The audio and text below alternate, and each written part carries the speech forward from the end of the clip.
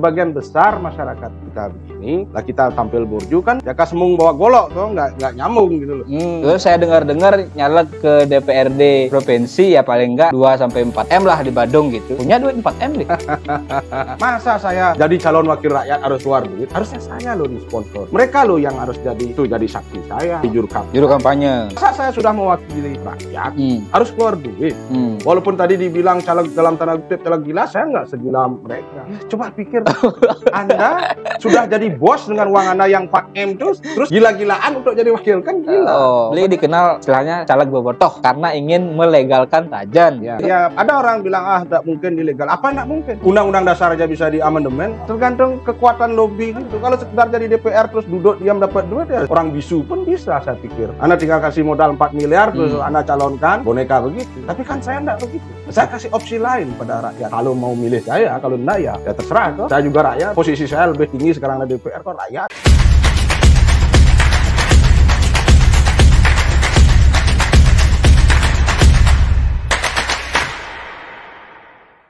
Ini kita podcast dengan suasana yang berbeda ya. Hari ini ada tanda kutip caleg yang sebelumnya disebut caleg bobotoh, mungkin sekarang ini caleg gila juga ya.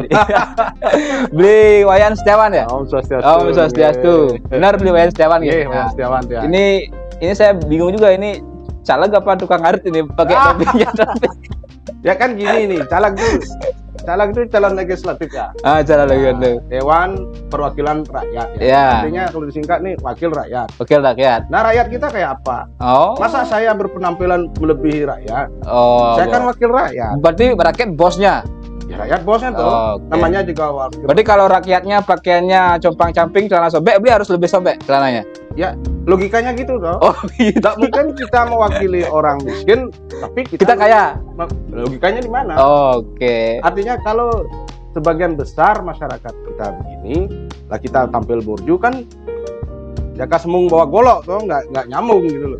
Nah, tapi gini beli kan nyalek ke DPRD Badung ya? DPRD tingkat 1 provinsi. DPRD provinsi. Ya. Dapil Badung. Nah, Badung kan daerah kaya beli. Terus saya dengar nyalek ke DPRD provinsi ya paling enggak 2-4 M lah di Badung gitu. Punya duit 4 M beli. ini kan pertanyaan gitu kan. Ya, kalau caleg nggak punya duit ngapain gitu? Kalau pertanyaannya punya duit 4 M, saya belum punya. Nah, kalau mau dipertegas lagi, saya tidak punya. Tapi saya ingin tanya lagi. Emang logis nih untuk menjadi wakil harus bayar, harus keluar duit sebanyak itu? Kan enggak. Harusnya saya dong yang dibayar oleh yang akan saya wakili. Gitu. Tapi ntar dulu sebelum ke sana, bener nggak isu itu kalau untuk ke DPRD provinsi minimal modalnya 2-4 M gitu? Ya, ini jawaban apa nih? Kalau jawaban politis ya saya jawab benar. Kalau jawaban dalam konteks hukum saya nggak dapat membuktikan. Ya kan, gimana saya membuktikan orang keluar 4 M, saya nggak pernah lihat. Tapi kalau saya berdasar pemantauan di lapangan, ya 4 M tuh saya pikir logis. Kenapa? Satu nih, pasang baliho. Baliho tuh kalau dicetak itu berapa satu, terus yang masang berapa orang, bendera lagi berapa, ya wajar-wajar saja. Belum lagi uang rokoknya, uang gini. Saya pikir ya itu loh. Ya pasti uang segitu tuh ya masuk akal lebih. Nah, apalagi bagi mereka yang nafsunya tinggi. Pasti akan nafsunya tinggi, punya modal, pasti jor-joran. Ya walaupun habis 4 M tidak lolos kan itu urusan lain. Tapi saya pikir, saya sendiri berpikir, lah untuk apa? Saya malahan bilang kepada audiens, kepada siapapun ya, bahkan kepada orang terdekat saya langsung. Karena uang Anda milih saya, nggak usah pilih saya buat apa? Kita harus mengajarkan masyarakat untuk berpikiran logis. Ya, masa saya jadi calon wakil rakyat harus keluar duit? Harusnya saya loh di sponsor. Ya. Berarti rakyat harus bayar beli gitu? Bukan maksudnya masalah bayar secara ini saya kasih kamu, enggak. Mereka loh yang harus jadi saksi saya, jadi juru kampanye. Ya, yang mereka loh yang marketing saya. Karena tujuan beli ke DPR kan untuk melayani mereka. Kan saya untuk mewakili, dalam tanda kutip mewakili rakyat. Lah masa saya sudah mewakili rakyat harus keluar duit? Logikanya dari mana? Dari saya, walaupun tadi dibilang caleg dalam tanda kutip caleg gila, saya nggak segila mereka. Saya masih berpikir rasional. Nggak segila yang keluar 4 M gitu maksudnya? Ya coba pikir, Anda sudah jadi bos dengan uang Anda yang 4M terus gila-gilaan untuk jadi wakil, kan gila. Oh, berarti benar udah jadi bos, terus harus keluar 4M jadi wakil, berarti kan untuk jadi wakil. Goblok ya mungkin ada ya, gimana itu?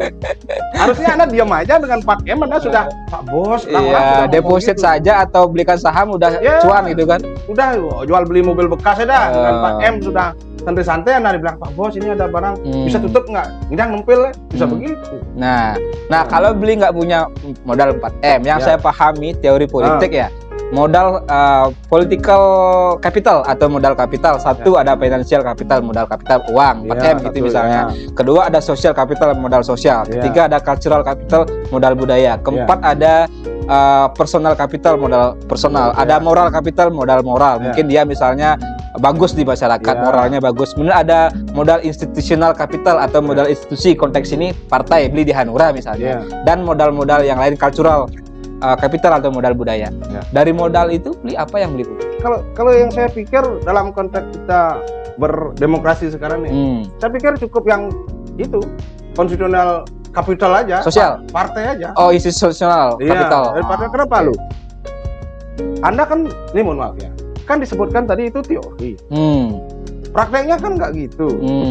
Ya, soal kapital soal finansial kapital. Lu belum tentu lo orang yang punya duit banyak lolos. Banyak yang stres malah. Di Jawa ada yang gila lo jalan-jalan gitu. Terus soal moral kapital. Lu belum tentu lo orang baik-baik jadi anggota dewan. Kenyataannya atau sebaliknya belum kan banyak dewan yang korup. Ya, belum tentu yang jahat nggak jadi gitu maksudnya. Belum tentu yang jahat nggak jadi. Fakta gitu loh. Jadi saya bicara fakta. Jadi teori sebatas teori. Tapi dalam praktek menurut saya cukuplah konstitusional kapital institusional partai karena kan peserta pemilu partai politik. Itu kan sistem kita kepartaian. Kalau nggak ada partai nggak bisa nyalek beli ya. Iya, kayak apapun kau kalau nggak ada partai mau apa? Jalur independen itu DPD.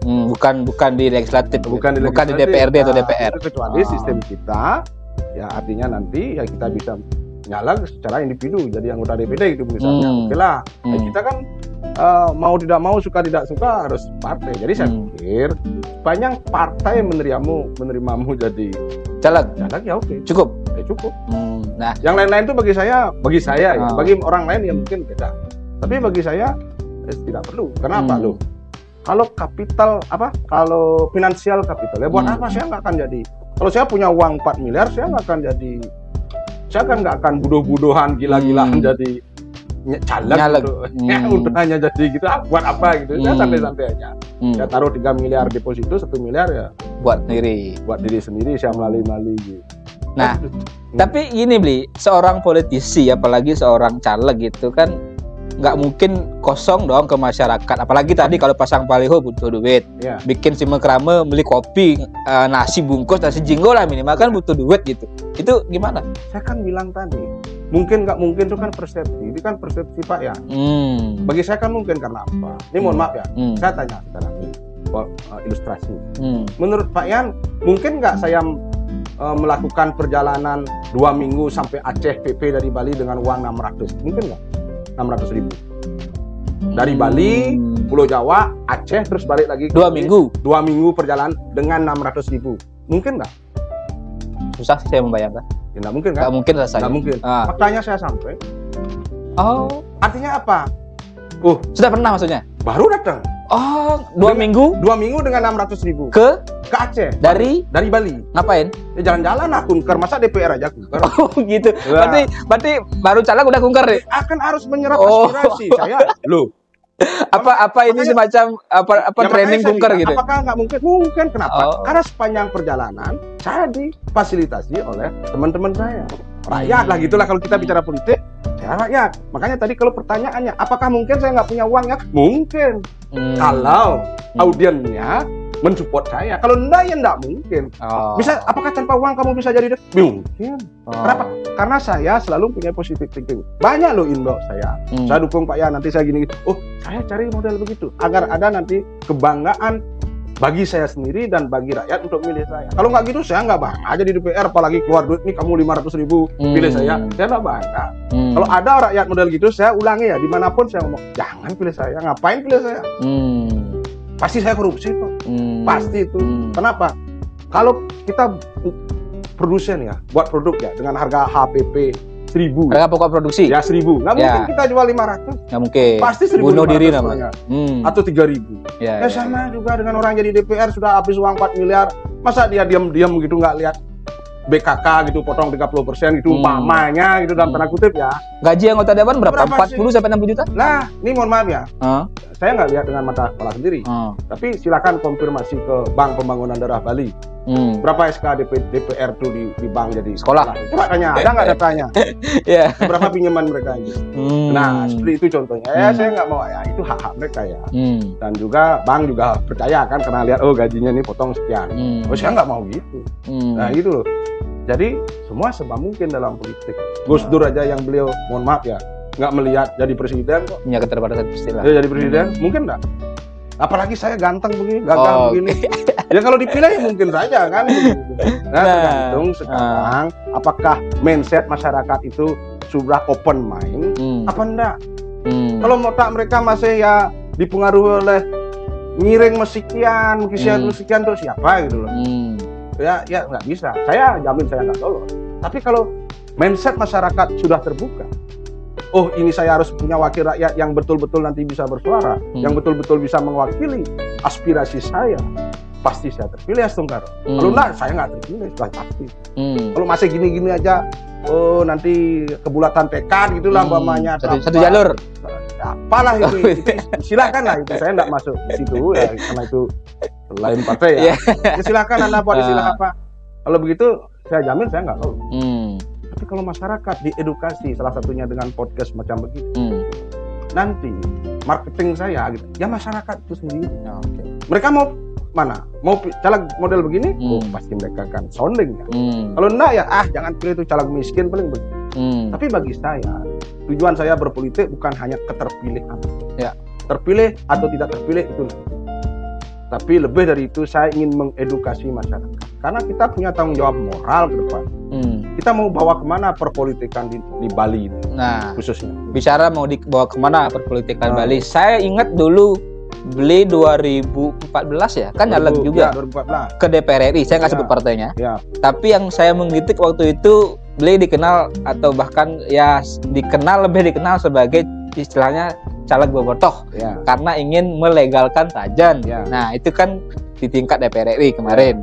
Story yang berbeda. Sekarang DPRD Bali dari Bandung, apa yang beliau mau perjuangkan? Apa juga sama misalnya mau melegalkan tajan atau bagaimana?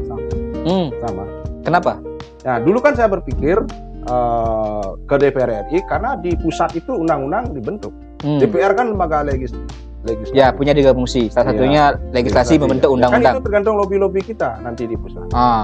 Ya karena saya punya keyakinan jika tajan itu dalam tanda kutip secara umum judi itu dilegalkan. Kayak dulu kalau beli ingat zaman SDSB, itu negara dalam tanda kutip kalau kita bicara provinsi, pemerintah daerah kalau kedua mungkin kabupaten punya dana.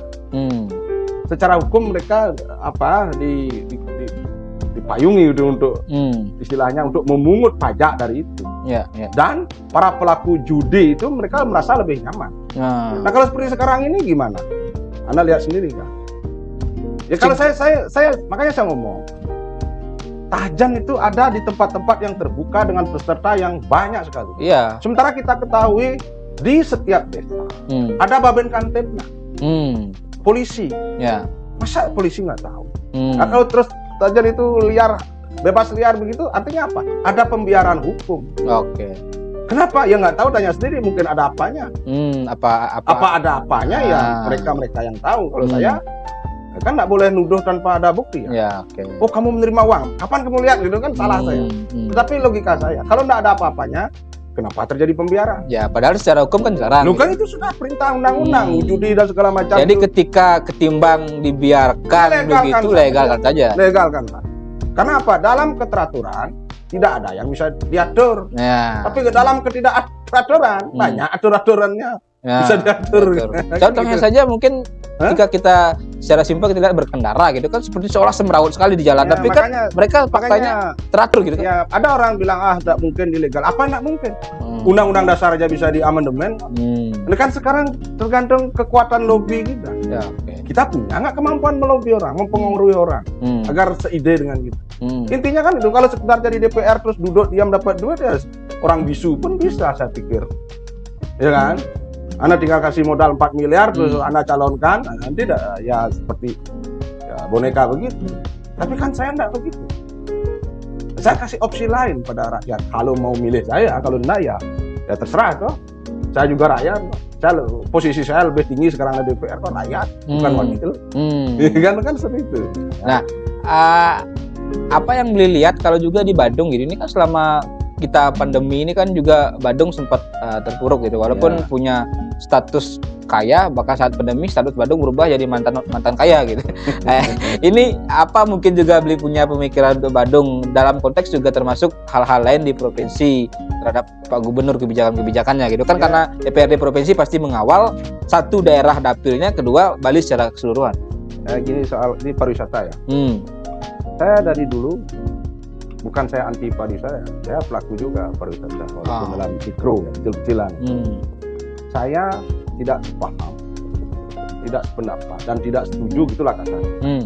Kalau Bali harus begitu tergantung sekali dengan pariwisata, karena menurut pandangan saya pariwisata itu sesuatu yang fragile, rapuh. Ya, contohnya dulu ada bom Bali, kita sempoyongan. Ada COVID, kita jatuh kismin. Hampir KO deh. Ya, hampir KO. Nanti gimana? Dan jangan lupa, perubahan itu pasti terjadi. Kalau sekarang diagung-agungkan pariwisata budaya, apakah budaya kita akan terus bertahan?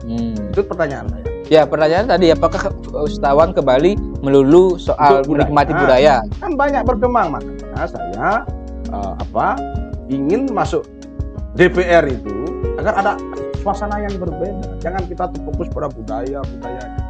Apa hal berbeda selain judi, selain judi legal? Ya begini loh. Orang bilang Bali nggak punya SDA, sumber daya alam. Salah.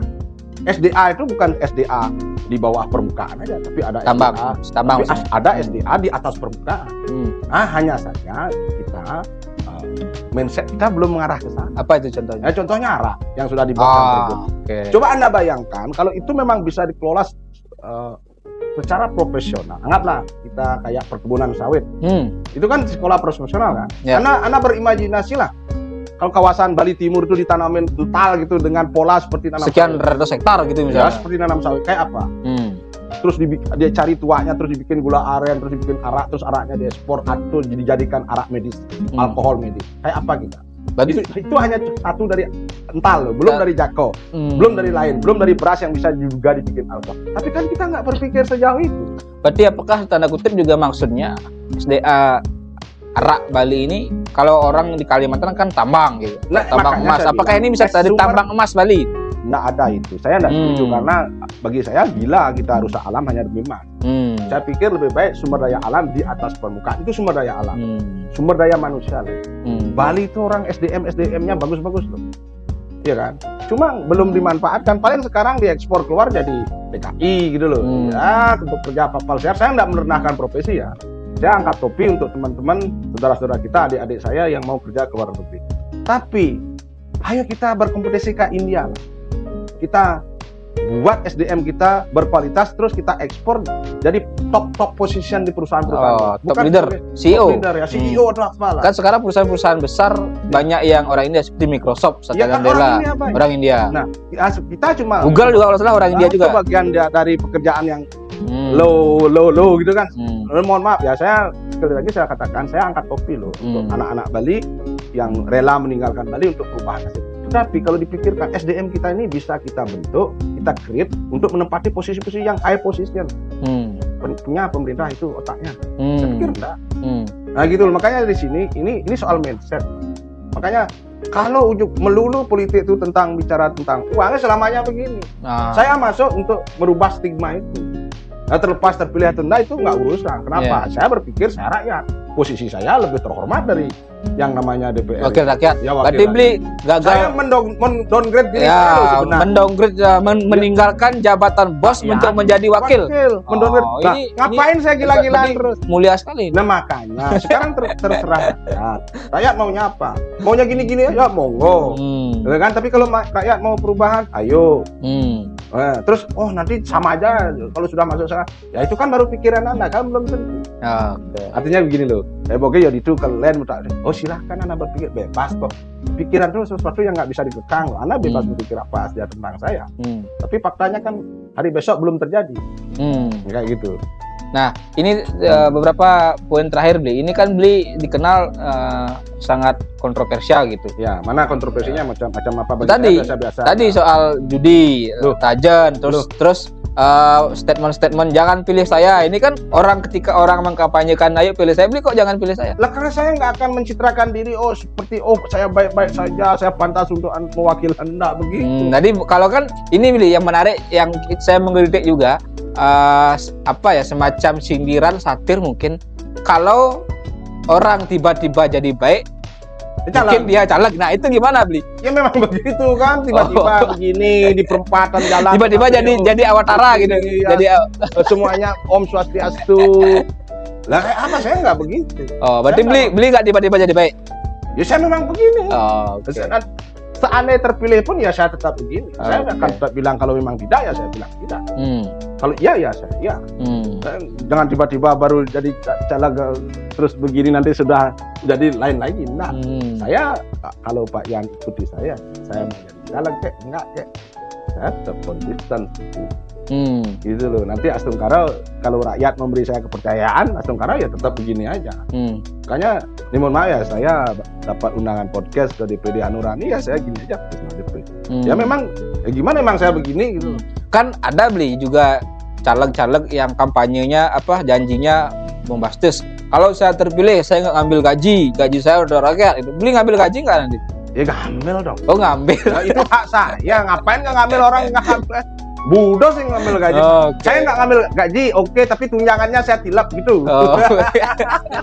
Nggak usah se-ekstrim, se-serem itu munafik itu. Ya, kalau apa yang jadi hak kita diambil, tapi jangan ambil hak orang. Tapi apa jadi kewajiban kita lakukan. Jangan mengambil hak rakyat juga. Gitu kan begitu. Masa jadi saya nggak ambil gaji basi itu. Bagi saya mohon maaf ya kepada siapapun yang mempunyai statement itu. Saya pikir ya ada sedikit gangguan saraf. Apalah begitu bagi saya. Gangguan saraf mungkin perlu ke dokter saraf. perlu ke psikolog gitu loh. Psikolog atau psikiater gitu. Kalau jadi DPR ambil gaji nggak ambil saya. Itu hak saya. Nggak mungkin saya nggak ambil ya nggak. Oke. Nah, satu lagi poin terakhir ini kan tanda kutip Bli belum jadi wakil rakyat sudah gila gitu. Tapi kan banyak orang yang gagal jadi wakil rakyat malah gila. Ini kebalik Bli, ini gimana Bli? Kan gilanya tanda petik ya, nggak gila beneran. Gila medis, ya saya nggak lolos caleg. Nggak lolos. Saya lolos tes kejiwaan loh di rumah sakit Trijata. Oke. Berarti saya kan secara medis nggak gila. Sehat dan lahir batin. Tapi maksud saya adalah ketika tes psikologi saya lolos. Nah, tapi maksud saya ketika orang gagal jadi caleg, mereka stres dan jadi gila. Dan Bli gimana nanti ini? Ya kalau bicara gitu kan saya memang dalam tanda petik ya kan sudah gila duluan dari awal. Nggak berarti mungkin... kalau gagal mungkin sembuh gitu. Ya kan memang seperti kan saya bilang saya konsisten mau terpilih. Loh buktinya 2014 saya nggak terpilih apa saya gila? Saya sehat sekarang. Masih kan biasa aja saya gitu loh, happy aja. Kenapa? Loh ingat ya, pemilih itu pesta. Itu penting. Ya? Pesta ya. Ini pesta berarti harus ada arak nih. Pesta kan harus happy. Happy ada arak juga dong? Ya ada apa aja. Ada apa aja. Ya ada arak, ada perempuan, ada laki-laki, ada apa, ada semua. Namanya pesta. Oke. Jadi kalau kita berpesta, seyogianya kita happy. Jadi kalau orang nggak happy habis berpesta, ada yang salah dong. Nah benar. Benar. Habis berpesta gila kan ada yang salah, ada yang nggak sehat. Kalau saya, ini maaf ya, 2014 ke TPS mau nyoblos. Ini teman samping saya nggak nyoblos saya loh. Cang pilihnya nggak ayan. Nah, sebenarnya mau pilihnya kena pilih mau kita. Nggak apa-apa dia nggak baper juga kan? Ngapain baper tuh dia? Justru dengan itu saya merasa senang. Senang apa? Kalau saya nggak terpilih, Nah kebetulan juga nggak terpilih, ya saya biasa-biasa nggak ada beban. Tapi seandainya saya terpilih, saya juga nggak ada beban. Cicing belecang kan gitu. Jadi nggak ada beban apapun kan. Jadi saya yang namanya pesta demokrasi kita harus nikmati. Nikmati dalam artian apa?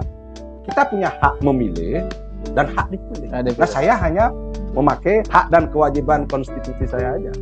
Saya berhak untuk dipilih dan saya mempunyai kewajiban untuk memilih. Siapa yang pilih? Ya diri saya sendiri dong.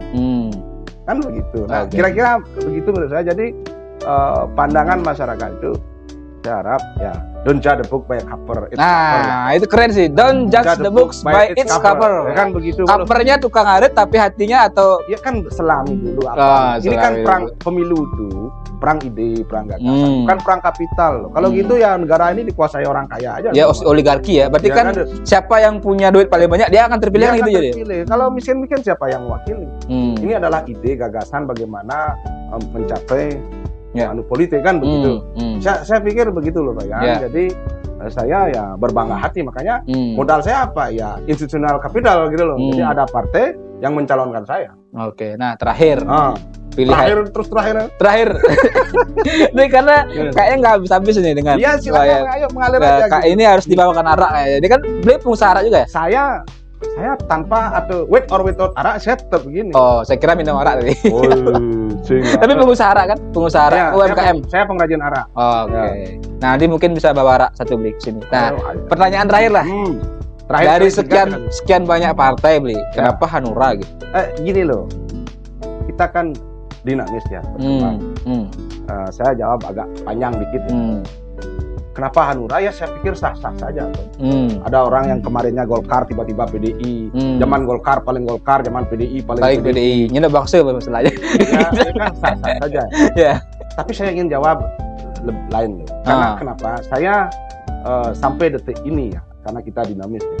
Sampai detik ini saya mengucapkan penghargaan tinggi-tingginya kepada DPD Hanura Bali khususnya, memberi saya kesempatan. Dan kepada DPD 2 Hanura Badung, DPC Hanura Badung, DPC 2 Hanura Badung memberi saya kesempatan. Jadi apresiasi itu pertama saya berikan kepada parpol dalam hal ini Hanura. Kenapa Hanura juga? Yang Hanura itu hati nurani rakyat kan. Jadi saya berharap rakyat itu memakai hati nurani rakyat. Ya kalau nggak begitu ya partai Hanura kan di underdog terus toh. Nah itu tadi itu gimana kita Depet Goliat gitu loh. Nah Depet versus Goliat yang kecil mengalahkan yang besar. Belum tentu kecil itu kalah, belum tentu gitu loh. Tapi gimana goodwill kita, kemampuan kita untuk fight gitu loh. Underdog tadi. Iya gitu. Jadi seperti itu ya. Jangan berkecil hati. Karena apa? Semangat kita adalah semangat pengabdian. Jadi sepanjang yang saya lakukan tidak bertentangan dengan hukum, saya lakukan. Kenapa Hanura ya? Jawabannya ya saya nggak bisa jawab secara segitulah. Ya, karena Hanura yang mengasihi saya, memberi saya kayak dulu. Kenapa PKB? Karena PKB yang nganu saya. Jadi kesempatan. Ya makanya saya ya harus hargai. Waktu di PKB ini maaf saya harus sebut.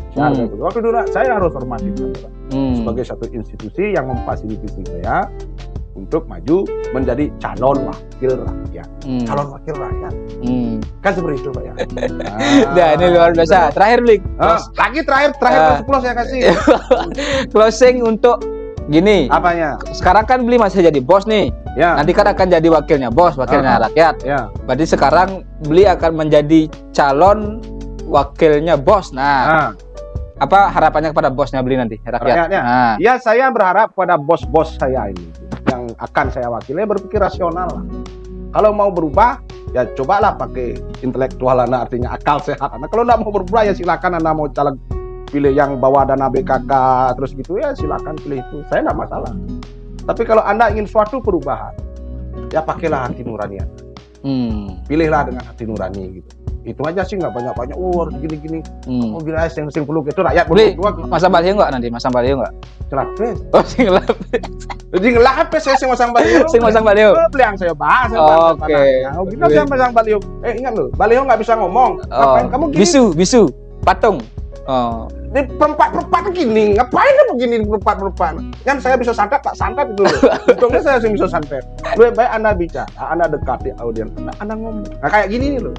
Saya mengapresiasi DPD Hanura Bali mempunyai wadah loh berupa podcast kayak gini. Nah ini seperti ini. Nanti rakyat tahu, oh sebegini loh kualitas ajudan saya nanti gitu loh.